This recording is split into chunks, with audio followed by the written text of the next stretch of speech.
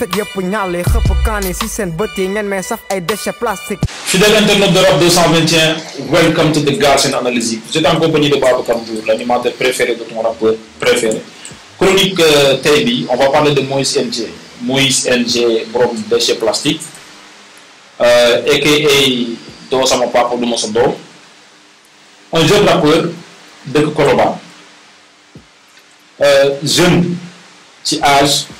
mais booy déglu ay son tu sens que am na knowledge. Il écrit super bien en termes de punchline. Bokk na ci boo yoo xamante ne boo leen di dégloo cette punchline da leen di gaañ. Moïse moom moo génnee benn vidéo bu déchet plastique. Pourquoi ma choisir def chronique si moom? Parce que man j'aime tout ce qui est communication yu subliminal yoo xamante ne leeru, parce que comme je suis yéen a ma gën a xam comme maa ngi yëngu ci communication yooyu daf may neex. Moïse nag clip ma leen di wax déchet plastique pour ñu ko seetaan nag mën nañ dem sur sa chaîne YouTube Moïse NG ngeen di bind di ngeen ko gis déchet plastique. Une très belle vidéo parce que dafa simple dans la forme mais très intéressante dans le fond loolu dañ ci gën a ñëwaat. Moïse ma koy rappelé maa ngi ko découvrir ci page Rap Wolof moo raw ci benn freestyle bu mu defoon freestyle bu ma séduiroon sax téléchargé woon naa ko sama téléphone bi ma perdre téléphone boobu laa perdre le freestyle bi. Donc depuis lors si laa ko abonné di suivre ay affaire dañuy ñëw ci li nga xamante ne ni moom mooy top 3 best bar yi mooy 3 meilleures phrases yi ma gën a neex ci son wu Moïse bi. Première phrase bi moom mooy tey ma wax la luy dem di ñëwaat ni sa copp yi,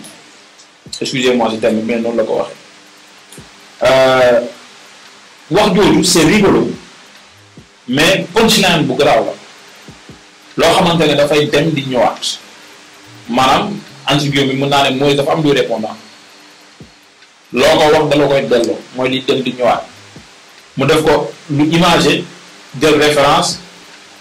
ak cokku ni muy demee di ñëw loo ko wax dafay dem mais dafay ñëwaat mu nekk une punchline bu ma neex parce que man damay bëgg affaire yu tooñante yooyu noonu.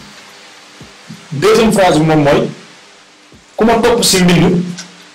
di nga lap ci sama encre. Loolu aussi c'est une très bonne punchline. Bind encre moo koy def, encre liquide la te boo nee liquide entre guillemets dañ def référence à eau ndox maanaam mer géej mu andi foofu ne la ku ma topp si bind di nga lap ci samay encre. Lu mu fa bëgg a wax rek mooy boo ko toppee si écriture da ngay xaar parce que moom moo la gën a mën a bind. Lyricalement il est très fort loolu la fa bëgg a wax. Foofu tamit dégg nga fa double entendement bi ci punchline bi. Troisième bi et dernière phrase bi moom mooy fii loo fi ñoddi ñu taawi ko wala ni amoo fit loo fi ñoddi ñu taawi ko wala ni amoo fit. Foofu tamit di ngeen fa dégg double entendement bi ñoddi ak taawi wala ni amoo fit bi nag da ngeen di maanaam fit mooy des fois nga gis genre élastique yi ñu xëcc ñi bàyyi loolu moom la ñuy fay fit. mais moom fi muy waxee double entendement bi mooy fit comme koo xamante ne dafa am courage nee na li ngeen di ñoddi moom da koy taawi wala ne amu leen fit donc foofu il fait allusion à ça te rappeurs yi ñoom moom baar boobu ñu ñëw nag ci la vidéo fond bi ak forme bi c'est une vidéo très simple comme ni ma ko waxee sànq ndax ñu ngi gis Moïse mu sol tenue bu kàppu mbalit yore chariot yam di njàng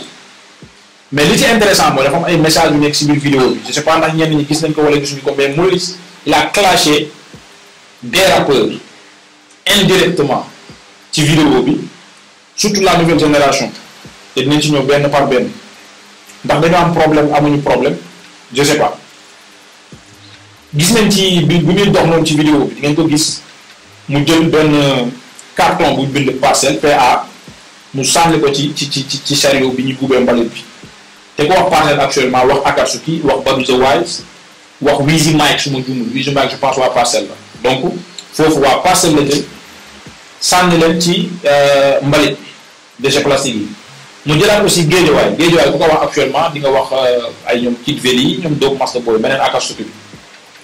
mu jël Grand Yoff par contre je sais pas kan la fa amal biif problème wala Ndangaan aussi xaw ma kan la fa amal problème. Gis nañ aussi ba léegi ci li nga xam ne moom mooy déchets yi ñu jël di ko sànni benn carton bu ñu bind ñaari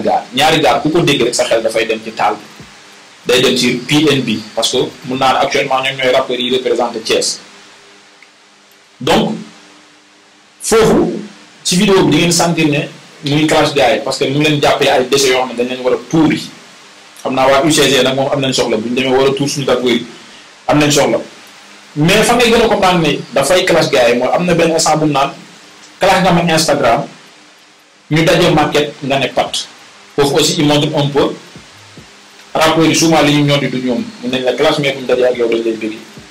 xëy kil defoon na lu mel noonu su ngeen ko fàttale ko ci vidéo bi mu génne woon teaser projet yi boobu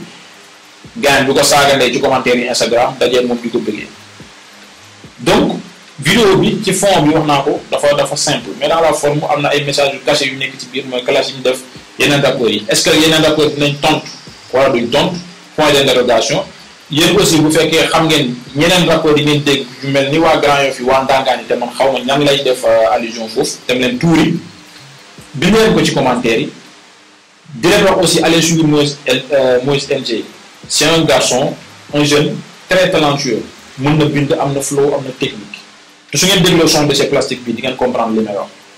chronique bi gars yi aujourd'hui c'était ça ñu leen di jox rendez-vous très prochainement ci beneen chronique Galsen Analyse jaajëf. Fet yëpp ñaale xëpp kaani si seen bët yi ngeen may saf ay déchets plastiques fet yëpp ñaale xëpp kaani si seen bët yi ngeen may saf ay déchets plastiques yéen a gën a imbécile kuy fobeere tali ay góor jigéen yu may këpp bëgg ñu forcer bandi